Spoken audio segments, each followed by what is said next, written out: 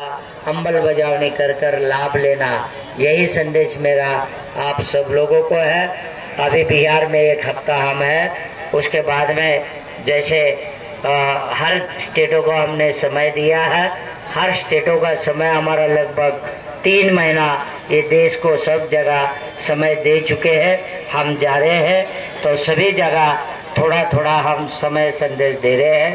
तो अच्छा, तो हम ये सभी को बंटी जी यहाँ आए हैं कि बहुत ही खुशी की बात है कि मैं सदगुरु रविदास महाराज के चरणों में प्रार्थना करता हूँ कि क्योंकि मैं इसलिए बोलना चाहता हूँ, मैं तो अभी रुकने वाला था। ये मंच पे बैठे हैं स्टेज पे यहाँ पंडाल में बंटी जी, ऊपर से धार्मिक जो वस्त्र है हमें भगवान बुद्ध जी का दिख रहा है, लेकिन ये हमारे वंश के हैं, ये हमारे हैं, इसलिए वो हमारे समाज के पास आकर बैठे हैं। अभी ये दर्द हमारे ही लोगों को हो सकता है। अगर बाहर के अभी अशोक भारती जी समझा रहे थे कि बाबा साहब के बारे में, बाबा साहब का जिस ज्ञान आधार पे उन्होंने सर्च किया था, तो बाबा साहब को हजारों साल से जिस कल्चर ने हमें दबाया है, शोषण किया है, आस्था के नाम से, धर्म के नाम से, भक्ति के नाम से अगर हमें गुलाम बनाया है, अछूत और नीच बनाया है, तो इस व्यवस्था ने बनाया है। तो बाबा साहब ने इस व्यवस्था को छोड़कर कि दूसरे धर्म की व्यवस्था को धारण करने का काम किया। छोड़ना तय था, लेकिन सामने किस व्यवस्था को धारण करना वो उनका तय नहीं था। सर्च करते करते करते सभी धर्मों का सर्च हुआ, तब लास्ट में उनके नजरों में ये आया कि भगवान बुद्ध की विचारधारा हमारे लिए हित की है। तब उन्होंने उस धर्म के धरोहर को धारण किया। करते टाइम उनके दिमाग में आया था, सबसे पहला बड़ा धर्म यीशु मसीह के विचारों पे चलता है। पहला धर्म समझ लो संतों की वाणी विचारधारा, संत की वाणी विचारधारा जीवन में धारण करना, अपने विधि पूजा पाठ सब कार्य उसके हिसाब से करना, उस चीज को धर्म बोला जाता है।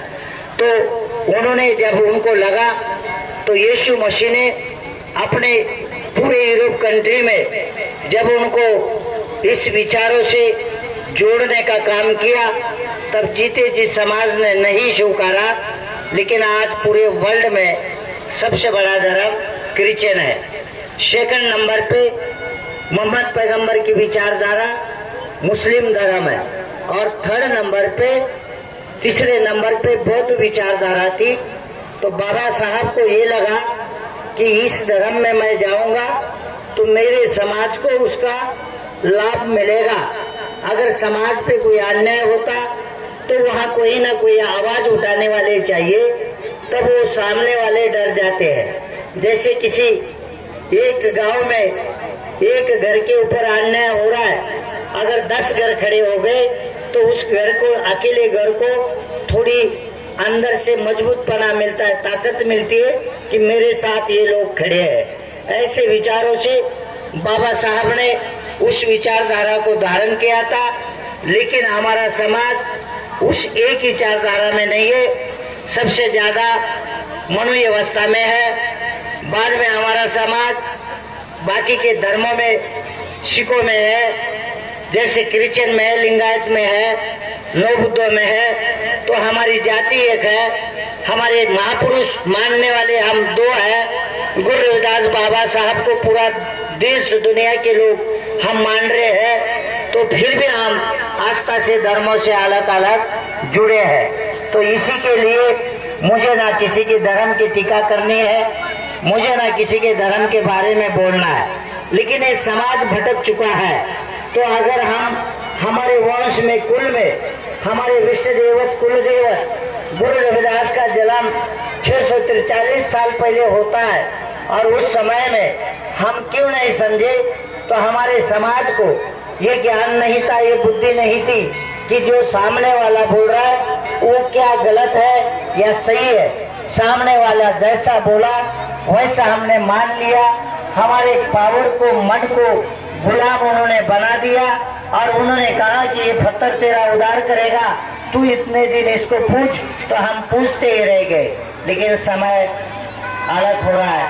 आज समाज पढ़ लिखा हो रहा है, आज समाज बराबरी की बात कर रहा है, आज उस विचारधारा को समाज सर्च कर रहा है। तब हमारे लोगों को अभी मैं यहाँ बहुत जैसे लोगों के मुंह से हम देवी देवता के बारे में बोलते हैं। पहली बात, हमें बोलना नहीं चाहिए किसी भी देवी देवता के बारे में, क्योंकि भले उनकी लोक संख्या कितनी भी हो, मुसलमान भाई हम कितना ही कुछ बोले तो उनके आस्था को वो पूजेंगे।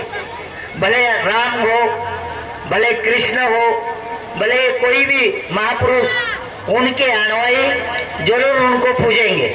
इसीलिए जो हमारी आस्था है वैसी उनकी आस्था है। ऐसे भले उनकी लोक संख्या कितनी भी हो, लेकिन हमारे हित की नहीं, हमें छोड़कर जो हमारे हित का है हमें उसको धारण करना है।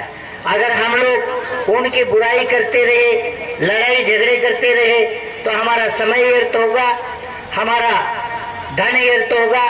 इसलिए मानव में भेदभाव होगा।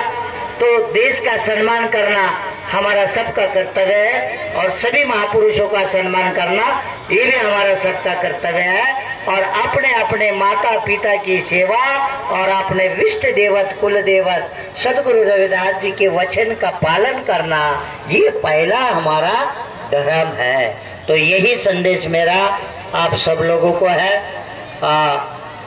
अगर मेरी वाणी आप लोगों को नहीं समझी हो, मन में कोई गलत शब्द आया हो, लगता हो, मेरे मुख से कुछ निकला हो, तो मैं क्षमा पात्र हूँ। आओ, अच्छा जो रहेगा धारण करना। और संसार युगो युगो जो आज हम बोल रहे, इससे भी अच्छा कोई और बोलने वाले आएंगे, इससे भी अच्छा कोई ज्ञान देने वाले आएंगे। ये होता है, यही सिद्ध नहीं है। तो सिर्फ हमारे सामने विचारधारा, अपने महापुरुषों के विचारों को जुड़कर एक रहना, एक बनकर रहो, अपने धर्म का मिलकर उद्धार करो। यही संदेश मेरा आप सब लोगों को है। वापिस मैं मसूरी गांव के पूरे